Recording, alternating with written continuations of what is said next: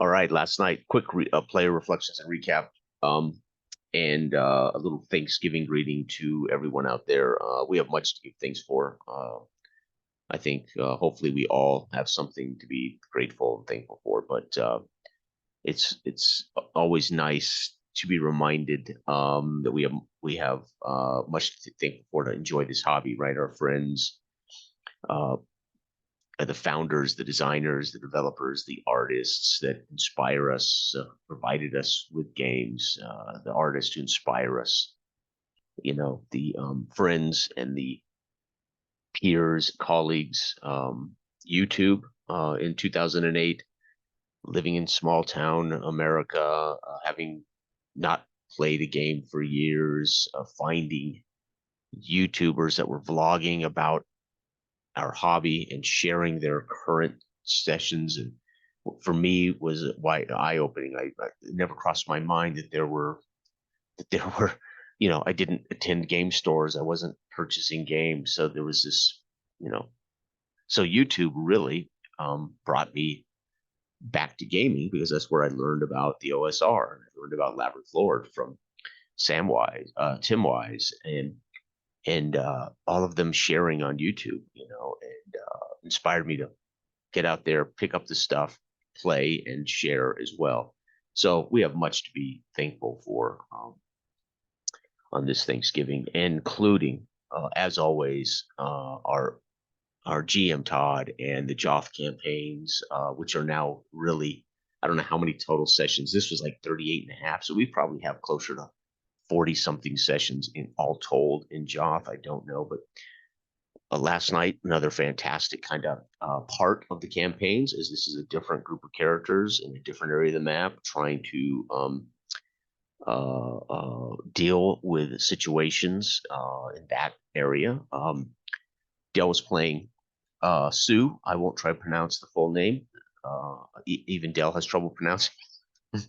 So Sue, for short, a druid, a very good character. Dell always brings a visual Dale always brings a visual element to his description, or to even these little talking heads. He always brings a visual element to his characters that just are fantastic for giving you an idea who Dell is, his character is, which is great because when you're not at a table live in front of people, it's not easy to role play. It isn't easy online to role play, especially if you depend on voices when people can't do voices and things very well. So it's you can't express yourself physically as well on. But Dell does a great job of doing it in these tiny little boxes.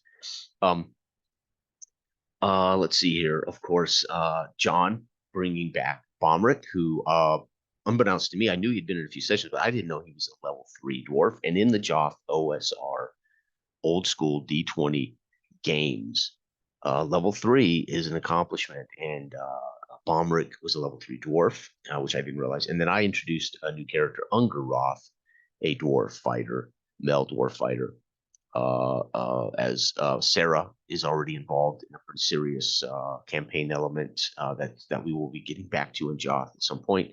And Arig, my young, who's on level 2, won't be level 3 for a while, but he has the most experience surviving the most sessions. He just is not leveled up as much yet. And again, that's the whole thing about old school games, when they're dependent on XP, and that XP comes from particular. Now, fortunately, Todd's using a different version of how we get XP, which is very cool. It makes the game not just about treasure and killing, which is very nice. And even though that's how the game was written and designed, I think most of us are appreciative of the experience being broader than just killing and treasure. So I think we all agree on that. It's great. At least I appreciate it. So I'm coming into this session. I'm introducing this session in media res, kind of on the fly, literally running from goblins chasing me out of the woods. But they're picking up right smack in the middle of a.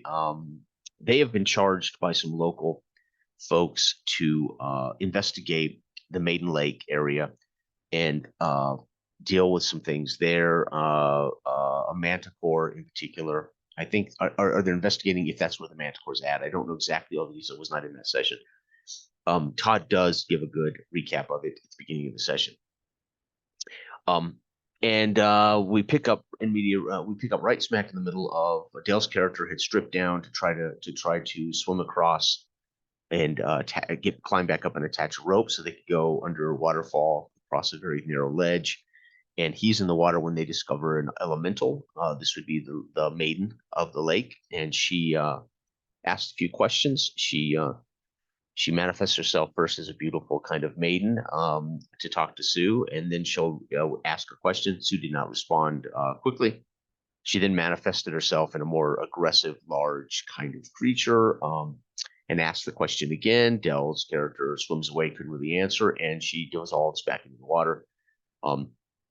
And Dell's character begins the process of climbing up, while my character comes running in the direction of the falls, out of the woods with goblins in tow, and meets Bomrick right there on the ledge on this side of the waterfall. And in a quick meet and greet, hey, how are you? Let's deal with these goblins. We begin a combat with the goblins. Fortunately, they are spooked away by a giant roar from a beast above us in the mountaintop above. And it really saves my life for sure. I was hit with an arrow in the first round. And a first level dwarf. I had 6 hit points, fortunately, but I was down to 3 in the first. So I thought, okay, Unger's going to be dead here in the first 10 or 15 minutes, and that's fine, right? I mean, that's the game, right? Fortunately, this creature spooked the goblins away, and they could see it. We couldn't. From our vantage point above us, the waterfall and the noise and the angle of the rocks, we couldn't see what it was. They were in an angle in the woods shooting at us. They could see it. So Unger, not really interested in crossing underneath this waterfall, ultimately decides that after meeting officially greeting Bomrick and introducing himself and 2 dwarves, happy to see another dwarf, and ultimately Unger begrudgingly joins them. Although when they say they're looking for the mana core, he attempts unsuccessfully to talk Bomrick into walking away from this problem, and it will prove to be a foreshadowing of things to come, as Unger says, I don't think this is a wise decision, in not so many ways. And I said, you could even leave that weird character over there, your friend. You can even leave him behind, right? So I was not ingratiated at that point. I'd only met Bomrick. He's a dwarf. Immediately, there's a rapport there to some degree, right? And Dell, describing how his characters kind of posed there like a tree in the rocks. Bomrick, I mean, Unger's like, okay, that guy's, and he's naked, he'd strip down to skivvies to swim around. And so Unger's not real, who is that guy? What is that guy's problem? So anyway, they do get the rope affixed to both sides, and we hammer in a stake to affix this side. Dell's character is able to tie off the other side, and Bomrick shuffles across, forgets Dell's gear, and barks back under the waterfall to me to bring the gear. So I fix his bundle of gear on his staff, and I put it on my shoulder, hold it with one arm, and I'm crossing with my right arm holding the rope. And again, we're standing on a slit, so we're just using the rope to help balance and hopefully hold on to if we slipped or something. So we're not going hand over hand or anything. And sure enough, I slip. I slip, and I have to grab the rope with both hands to not tumble. But I have to let go of the gear, and all the gear flips off my shoulder, and all of Dell's gear lost in the waterfall below into the churning water below. We get across. I meet Dell kind of. There wasn't much dialogue between Dell and I's character at all, and we find ourselves on this side in the mouth of a cave that was hidden behind a waterfall. And the problem with the mouth of this cave is running off the sides of the cave mouth is detritus, right? It is ichor. It is blood, guts, the remnants of feasting. It is feces. It is, for lack of a better term, it is a garbage dump for some creature in this thing or above this thing. And we're standing in this muck of carcasses, etc. And immediately then we're aware, okay, this might be the defiling, the maiden of the lake had spoke to, right? This being allowed to pour into her watery area, and she erupts up out of the waterfall and speaks to us. Unger immediately says, "Hey, could you do something for us? Could you fetch a bundle and a staff that was dropped in there?" And she does, and then she embraces my character with a healing kiss, which almost drowns me, but it does heal my wounds, which was pretty cool. And we then agree, as she asked us to deal with the defiler, we all then agree, yeah, that's what kind of what we're here for. So even Unger at this point feels obliged as he has been healed. He has had a kiss. He's been healed.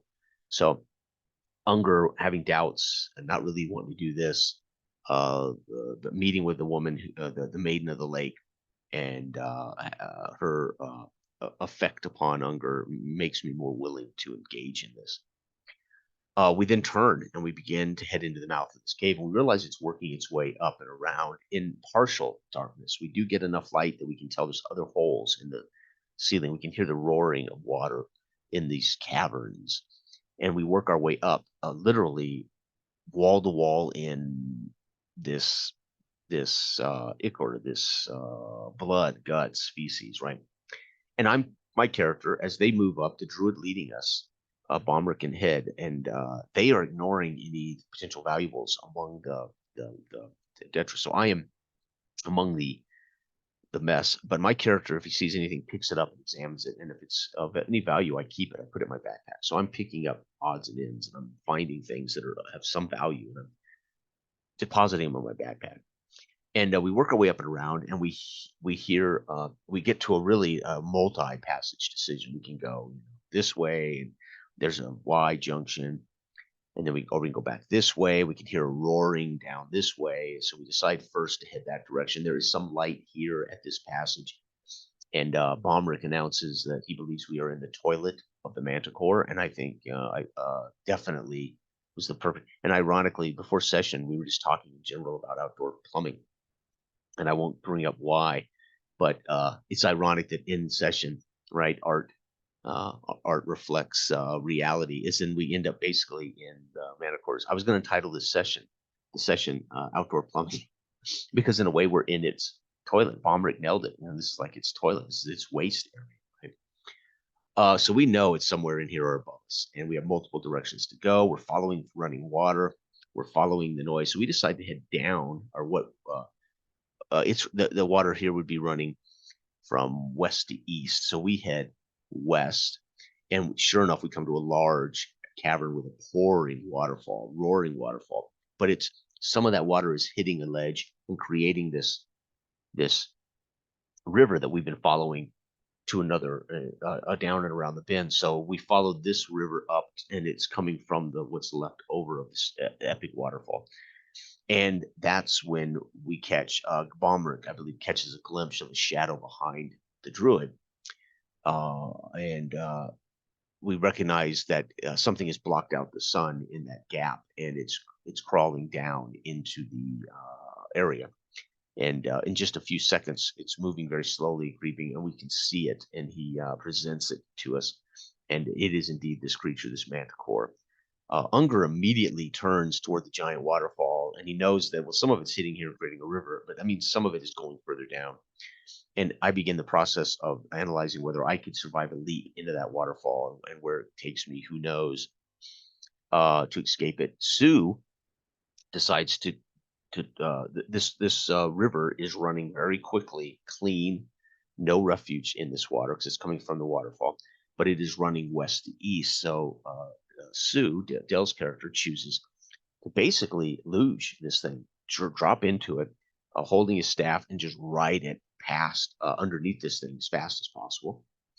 And he does manage to do so, and he jackknifes himself, he pivots himself into the northern passage, but unfortunately is sucked into a well, like a plug, a drain. He's sucked into a drain and into oblivion. Unfortunately, uh, into the darkness, and he fells a couple of wolves, and Sue drowns in this black drain. Bomrick decides he's going to make a run back the way we came.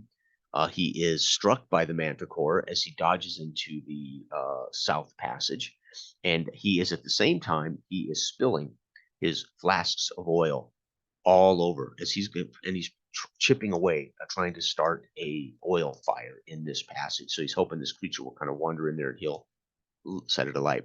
But he cannot in this watery he cannot spark light on his flint and tinder, his rock, his stone and steel. He cannot spark a light, and he then, in a panic, at the same time, my character sees Sue slide away, and it drop down and go after Sue. And I turn, seeing this vile giant creature, and I immediately leap into the waterfall. I was thinking about taking everything off, and then it basically was an initiative check. And at that point, it's like, well, I'm not going to have time to strip all this off. I'll have to worry about stripping it off when I hit the water below. So I actually kept hold of all my gear and I leapt. Well, I made a strength check, as Todd had declared. Make a strength check for me. I nailed the strength check, and I basically leapt so far into the waterfall that I actually leapt through it and onto an alcove on the other side of the waterfall. So I passed through the waterfall, bounced, and I was in this little alcove. So I pulled up tight into a ball, hid in this little alcove, waiting, and a bit like, hey, I found this perfect little hiding hole. I'm going to stay here until time passes. Meanwhile, Bomber, now running for his life back down the passage we went, he slides down and he leaps off that waterfall to get away from the Manticore, which is where we met the maiden who came out of the waterfall to tell us this is the defiler. Go get it. He leaps off that edge, and he unfortunately, actually, I think he did pass his saving throw at the bottom of the fall. Save versus dies to avoid the rocks below, but he fails to get his armor off before he succumbs and drowns. So he's having trouble getting his armor off. He's sinking and sinking, and into oblivion and darkness goes Bomber. In a way, a very peaceful. I mean, nobody would like to drown, but at least he wasn't devoured as the Manticore's next victim. So ironically, Sue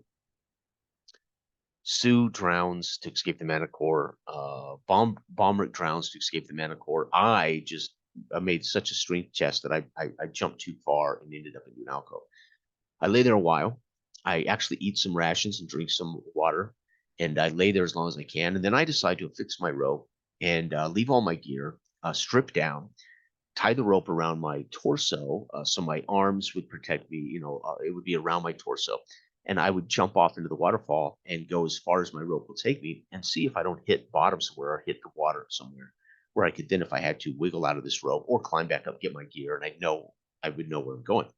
Well, as he describes, I am not only falling, but I'm pushed by this torrent of water to the end of the rope and no further. So the rope catches, and I'm now in this torrent of water, kind of bouncing with the water.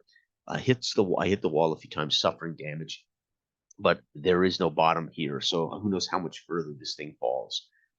So I climb the rope, I make a check, and I successfully pull through the water and bouncing and etc. up into the alcove.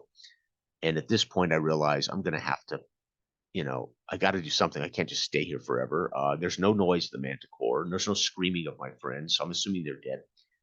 They haven't come to check on me. They haven't leapt into this, and no creatures showed up. So I decided to put all my gear back on. And I'm debating on making the jump back across. And then I realize maybe the maiden can hear my call. So I stick my head into the torrent of the waterfall and I ask the maiden, please, maiden, rescue me. And she materializes, and she presents outstretched hands for me to climb onto. And I do. I tighten up my gear and I step on, and she carries me in the waterfall down all the way to the bottom and through the lake, and sets me on shore on the west side of the Maiden Lake, where I stand up, dust myself off, and look about my situation.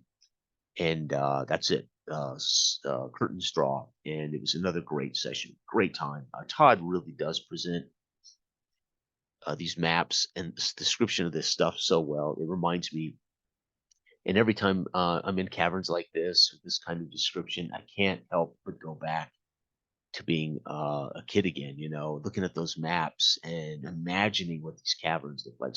So Todd really does a great job invoking that, and his use of maps provides for me a take back. Now, I'm a theater of the mind guy. I rarely use any visual aids. I just don't.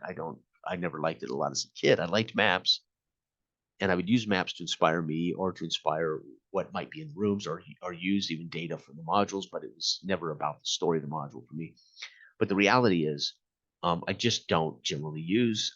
Now, obviously, I use maps if they're in a dungeon crawls and it's relevant, etc. I'll have a map in front of me, but I don't present maps to the players. I don't use visual aids. I try to do everything in theater of the mind, and that's just how I like it. That's how I like to present games. Some do, some don't. It's okay. It's all a matter of choice. But Todd does a great job, and his use of Roll20, his maps, his hand drawn stuff is fantastic. And again, it's nice to see the dice in Roll20, right? When I run a session, of course, I just whatever I trust the players roll the dice, and it. But it's really cool to see the dice results, right? We can't deny dice are part of the joy. There is no game without dice. There is no event without dice. It's just talk without results. It's talk without dice, and dice provide us with the result. And that result can be wow or it can be damn. And either way, it's wonderful to do. So again, great example with Todd's Joth campaigns that we are getting a different experience on Tuesday or Wednesday nights than we get when we run other stuff. I mean, so it's great. This is an experience all told different for me at least from the other stuff we're doing or from my own games. So it's a wonderful thing. And again, it's using old school essentials, which is basically Moldpay, Basic Expert, remastered OSR under the OSR rules. So I love that already. And again, Todd always does a great job of adjudicating when to roll dice and what we're rolling and why we're rolling it. So it's great old school gaming for me. Um, and we do it, understanding why we do it, right? I mean, there is no affectation that we're somehow trying to do something we're not. We are enjoying this exactly as I believe, in many ways, role playing was born from, right? It was born from friends sitting around doing this thing. If you hadn't had that experience as a kid, uh, I'm sorry that you didn't. But if you did, then even as an adult, you're going to invoke some of what you enjoyed from this hobby as a kid. And if you've seen the show Stranger Things, that's where we started. That's where I started. I started as a kid with my buddies as a DM behind a screen in a basement eating pizza and Pop Tarts, and it was one of the most amazing experiences and periods of my life, and I wouldn't change it for the world. And of course, I enjoy getting it even as a 50-year-old man. So there's nothing wrong with uh, experiencing the thing that you want to experience. That's why we do it, to get away from our lives, get away from, right. And then of course, other games and other sessions invoke a different style of game or a different thing, and they all work and they're all fantastic. So it just depends on what you're trying to achieve. So, but outstanding. At some point, I am going to bug Todd to run a Call of Cthulhu one off for us because number one, I do want to experience Call of Cthulhu, and Todd has had a lot of experience with Call of Cthulhu, owns a lot of books, so it'd be great to get Todd. I would love Todd to present a little horror for us. He does a great job invoking just enough horror and Joth. So I would love for Todd to give us a one-off of Call of Cthulhu sometime, and we could really experience, Call of Cthulhu. So especially a guy who's never read Lovecraft, never engaged in that type of horror, it would be very fun. So anyway, great game, much to be thankful for here on Thanksgiving. So again, little player recap reflections. Again, I have a lot to be thankful for friends in the hobby, for the founders of the hobby, for the hobby itself, for YouTube, which actually showed me that there were adults out there doing this and sharing it. And I was living in a vacuum. It just never crossed my mind, that there were people playing these games. Because I've been living in a vacuum in that sense, a gaming vacuum, right? None of my current friends or none of my old friends were playing, etc. So I think one of my college friends wasn't a group in Colorado Springs and playing, but at that time in my life, it was like one ear and out the other. He was playing at D&D sessions with friends, he and his wife, and it fell on it literally at that point in my life, career and other stuff. There was no way I was going to add a D&D gaming to my life. So it was a weird phase for me that much of that was distant, never would return kind of place in my life. I never thought I would return to tabletop sports games. Never, certainly never believed I would return to role playing. And then, of course, at 38, it was like, oh my God, do I miss this? And went out there and found a way. So again, a lot to be thankful for, right? A lot to but in particular, family and friends, yeah, friends of all walks, of all hobbies, and certainly in this hobby for me, very thankful. So everyone out there, hopefully you're going to have a great Thanksgiving weekend and enjoy. All right, bye bye.